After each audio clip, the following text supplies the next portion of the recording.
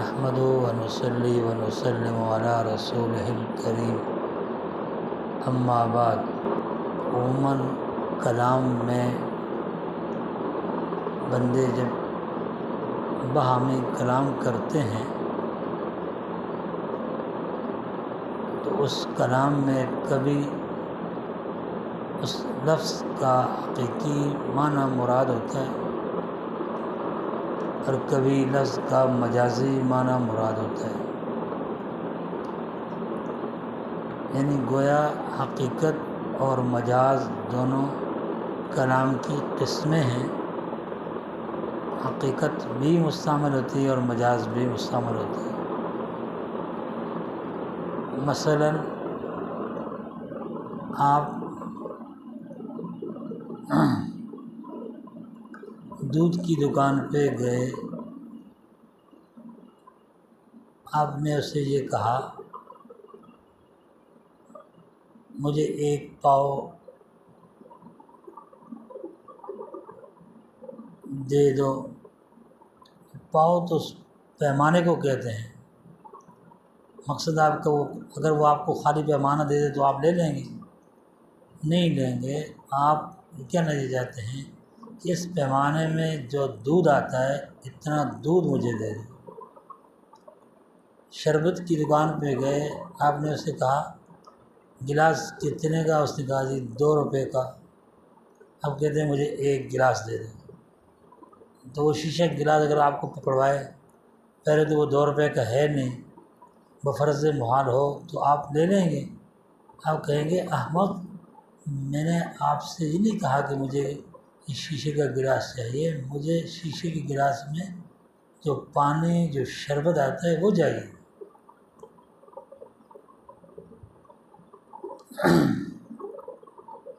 ایسے ہی آپ نے اگر موٹر سائیکل میں تیل ڈلوانا ہے تو آپ پمپ پہ جاتے سے کہتے ہیں 2 لیٹر ڈال دو، تو لیٹر تو اس پیمانے کو کہتے ہیں۔ معنی کیا ہے؟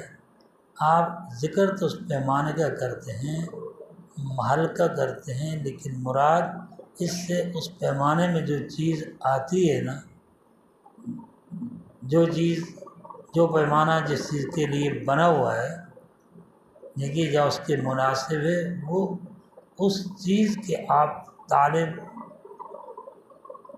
طالب ہیں اور خریدار ہیں، یا عاریہ دن لیتے ہیں تو عاریہ اس چیز کا ہے۔ آگے سمجھ بین ہی ایسے حدیث نبوی علی صاحب الصلاۃ میں خیر القرون قرنی ثم الذین یلونہم ثم الذین یلونہم، بہترین زمانہ میرا، پھر ساتھ والا، پھر اس سے ساتھ والا۔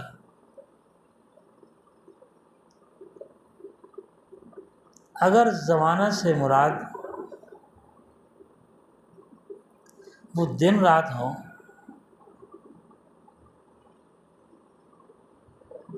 جو دن رات ذات الرسول صلی اللہ علیہ وسلم پہ گزرے، اور وہ دن رات ہوں جو اصحاب الرسول صلی اللہ علیہ وسلم پر گزرے، اور وہ دن رات ہوں جو تابعین پر گزرے، تو واضح بات ہے وہ دن رات دوبارہ نہیں آتے۔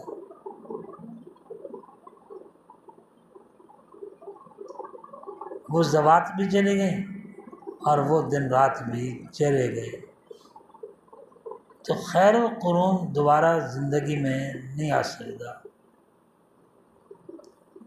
لیکن اگر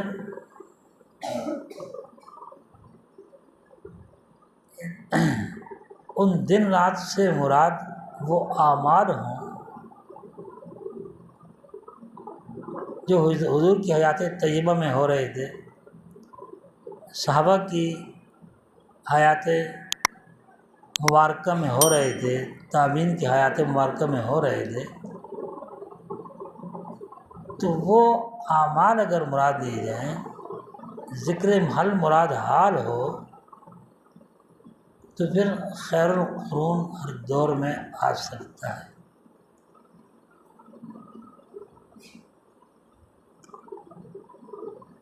خیر القرون ہر دور میں آ سکتا ہے، وہ صرف اس دور کے ساتھ خاص نہیں رہ سکتا۔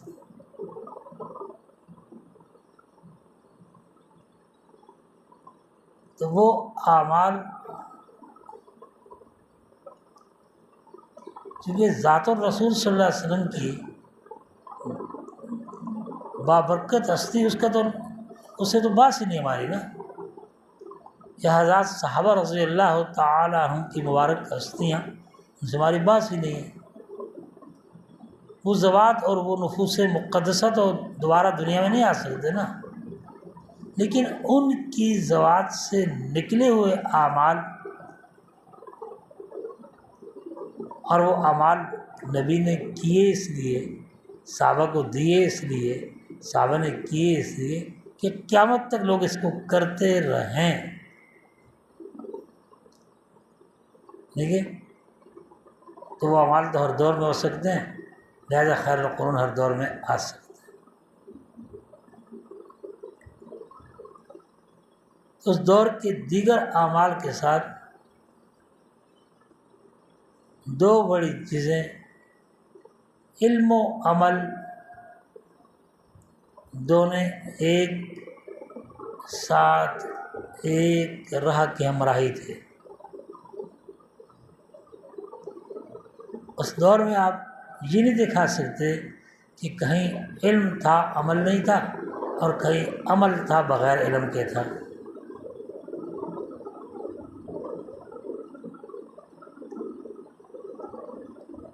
دونوں یکساں ایک دوسرے کے معاون اور ساتھی، بلکہ یہاں تک وہاں تو حصول علم کے لیے باریاں مقرر کی جا رہی ہیں، تاکہ اگر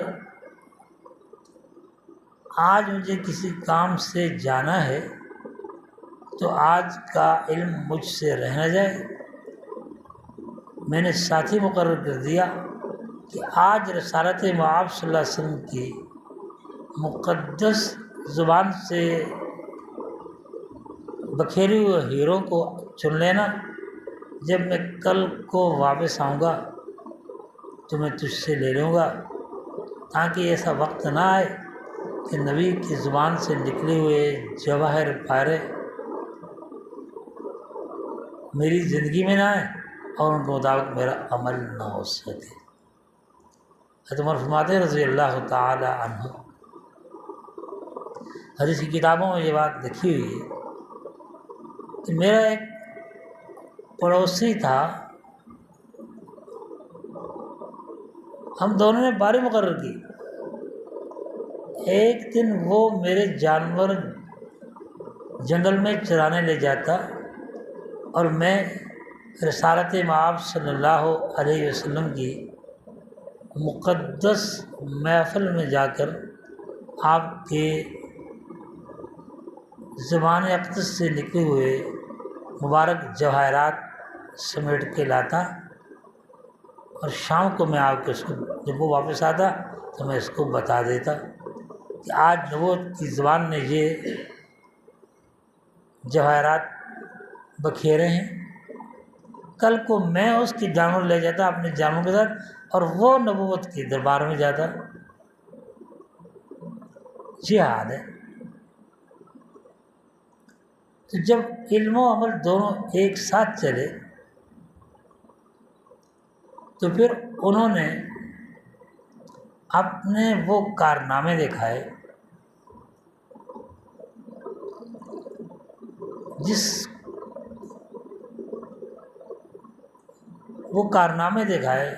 جسے عقل انسانی سوچ ہی نہیں سکتی۔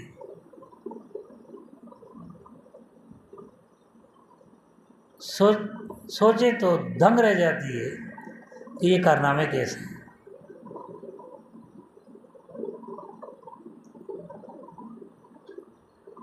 وہ کارنامے دکھائے اس نے کہ جہاں عقل کا دائرہ کار جو ہے وہ کام چھوڑ دیتا ہے، وہاں سے وہ کارنامے شروع ہوئے۔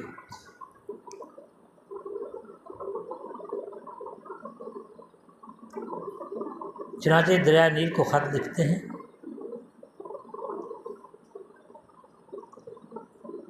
اگر تو اپنی مرضی سے چلتا ہے تو تیری ضرورت نہیں ہے۔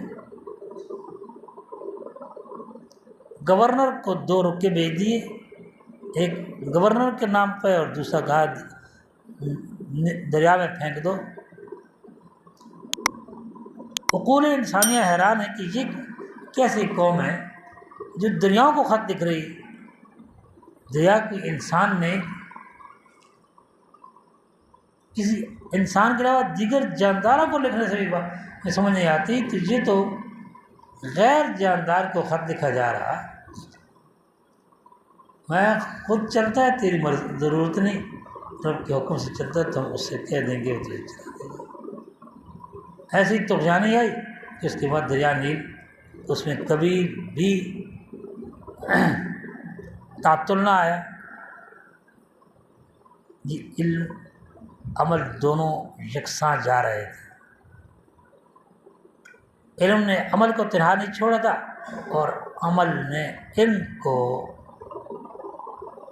اپنے پیچھے نہ چھوڑا۔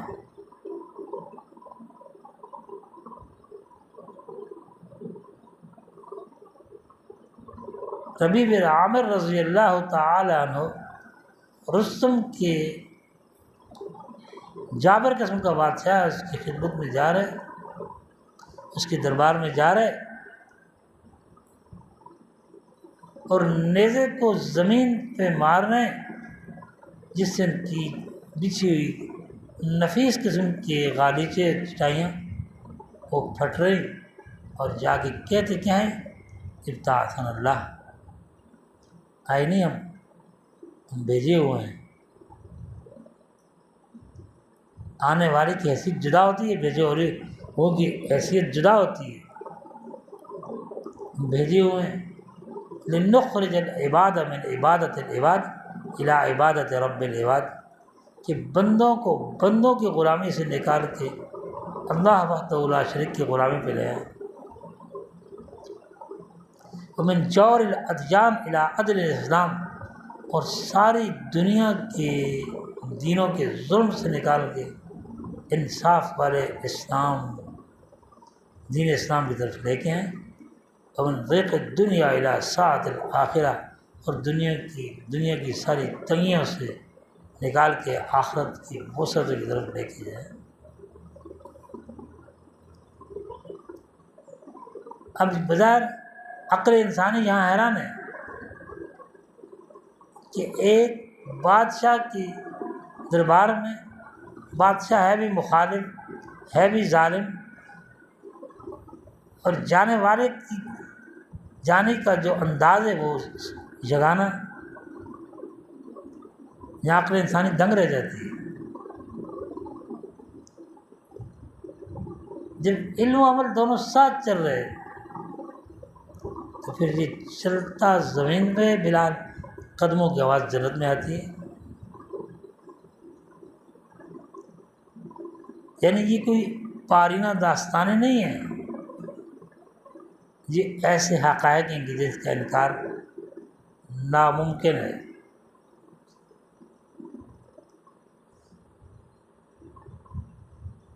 چند سالوں میں رسول اللہ صلی اللہ علیہ وسلم کی اس محنت نے بنی نوع انسان کو ترقیوں کے ان مناظر پہ پہنچایا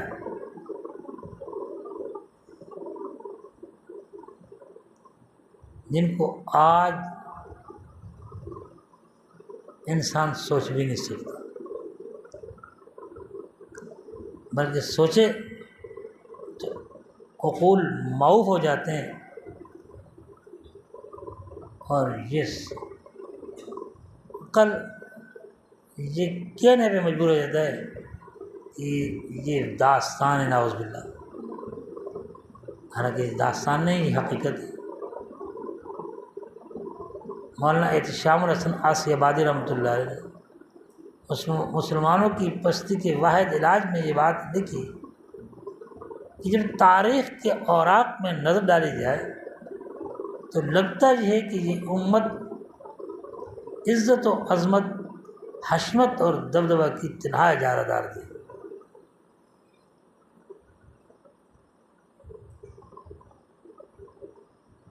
تنہا اجارہ دار تھی، لیکن جب تاریخ کے اوراق سے نظر اٹھا کے باہر دیکھیں تو لگتا ہے ایک بارینہ داستان ہے۔ رہنمایان قوم بھی یاس و ہراس میں مبتلا ہے، میں مرض بڑھتا گیا جو دوا کی۔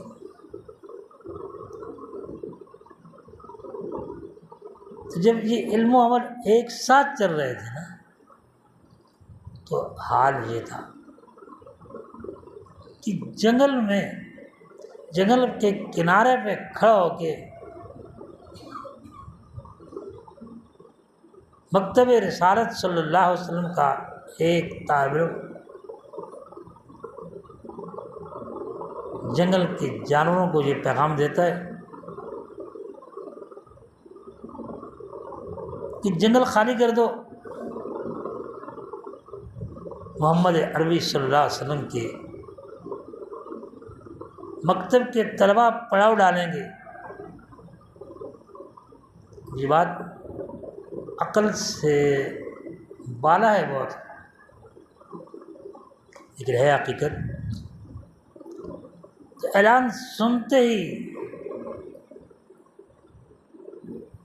جنگلی جانوروں نے جنگل کو خالی کرنا شروع کیا۔ مادوں نے اپنے بچوں کو اپنے منہ میں لے لیا۔ یہ عزت، یہ عظمت، یہ حشمت، یہ دبدبہ، یہ رعب، یہ کیا تھا؟ یہ علم و عمل کی ہمراہی تھی، ایک ساتھ سفر کر رہے تھے۔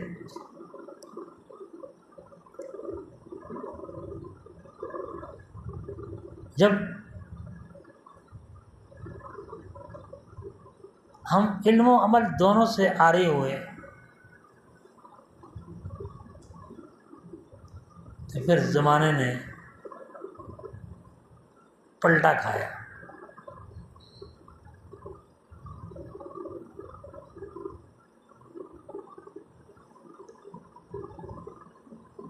الٹے چکر چلنے لگا۔ جہاں عصمت اور دبدبہ اور رعب تھا، وہاں ذلت اور رسوائی ہمارے مقدر ہو گئی۔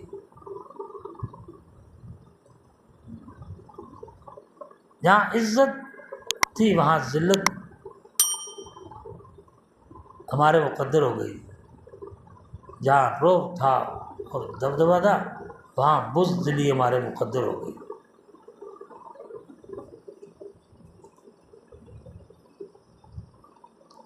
اور ہم نے اس کے اسباب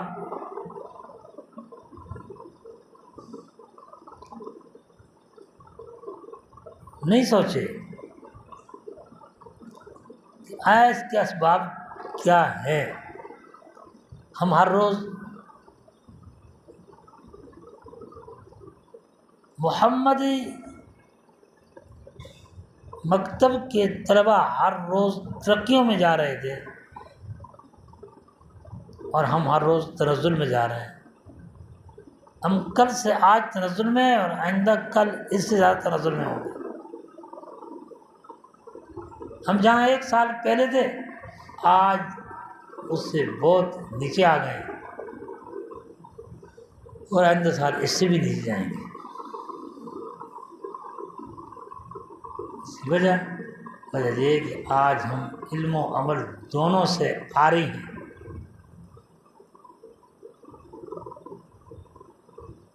میں ایک زمانہ آئے گا، سیاتی الناس زمانہ، لوگوں میں ایک زمانہ آئے گا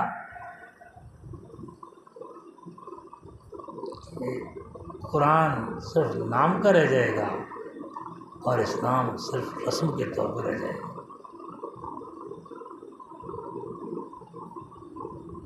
ہم بین اس زمانے میں پہنچ چکے ہیں،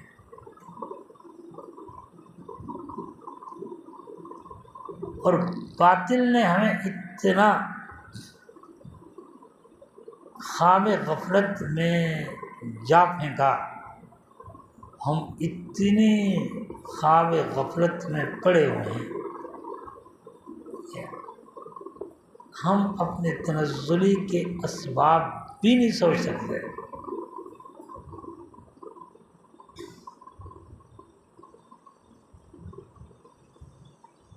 ان سے بچنا تو دور کی بات ہے نا، ہم سوچ بھی نہیں سکتے۔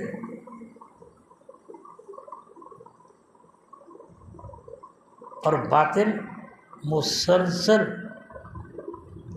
ہتھ کنڈے استعمال کر رہا، اپنی ساری صلاحیتیں صرف کر رہا، اپنی ساری سوچوں کا مرکز یہی ہے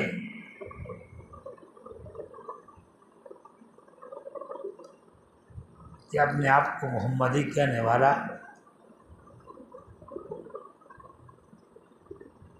یا تو یہ کہنا چھوڑ دے، اور کہنا نہیں چھوڑتا تو محمدی کہنے والا محمدی سوچ کو چھوڑ دے۔ جب محمدی سوچ بھی چھوڑ دے گا تب بھی محمدی کہنے والے کا کچھ فائدہ دنیا میں نہیں رہے گا۔ تو میں نے عرض یہ کیا، میری بات کا مقصد یہ ہے کہ خیر القرون اب بھی واپس آ سکتا ہے بشرطے کہ میں آپ عزم کریں۔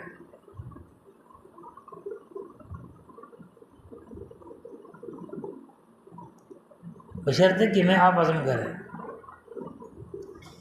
میں بھی تو اسی نبی کا امتی ہوں نا جس کے امتی صدیق تھے، عمر تھے، عثمان تھے، علی تھے، طلحہ تھے، زبیر تھے، صہیب رومی تھے، سلمان فارسی تھے، معاویہ تھے رضی اللہ تعالی عنہم اجمعین۔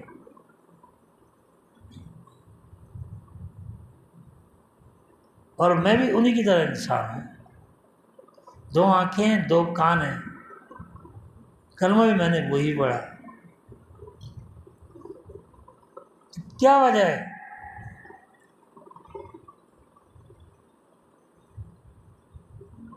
آخر وہ کیا چیز ہے، وہ کون سا صفت ہے، وہ کون سا صفت ہے جو صدیق کو اوپر سے اوپر لے کے جا رہا، عمر کو اوپر سے اوپر لے کے جا رہا، معاویہ کو اوپر سے اوپر لے کے جا رہا، اور مجھے نیچے سے نیچے لے جا رہا۔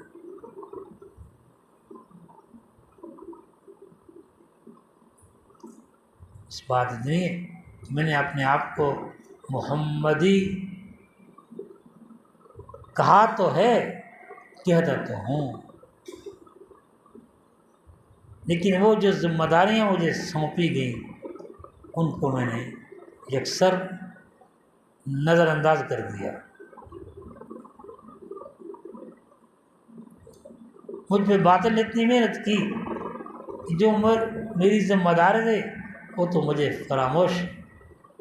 فراموش ہو گئی، میں نے اس کو فراموش کر دیا اور غیر ذمہ داریوں کو اپنے ذمہ لے لیا۔ نتیجہ یہ نکلا کہ وہ ترقی کے اعلیٰ رتبے میں فائز ہوئے اور میں تنزل کی انتہا پہ پہنچ چکا ہوں۔ اب وجہ سے کہ میں باتیں کروں اور کچھ بھی نہیں جس میں باتیں کر رہا ہوں،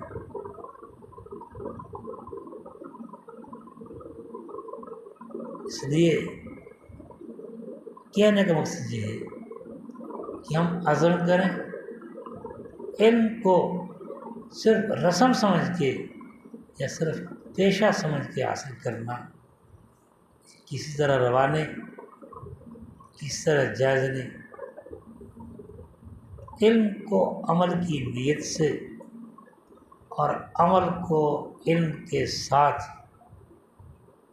بروئے کار لائیں تو انشاءاللہ یہ وقت بعید نہیں ہے، جذباتی بات نہیں ہے، خطیبانہ بات نہیں ہے، دیکھیے وقت بعید نہیں کہ اللہ دوبارہ خلق میرے آپ کی آنکھوں کے سامنے لے آئیں گے، لیکن ہمیں کچھ کرنا پڑے گا، ورنہ تنہا علم یہ زندقیت بن جاتی ہے، اور تنہا عمل علم کے بغیر یہ گمراہی بن جاتی ہے۔ دنیا میں جو لوگ تنہا علم جن نے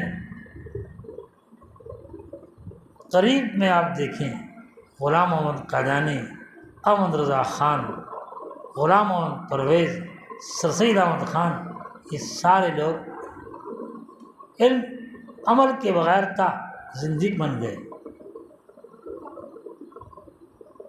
لیکن اور جب عمل علم کے بغیر ہوگا، مہاتما بدھ بہت بڑا عامل تھا،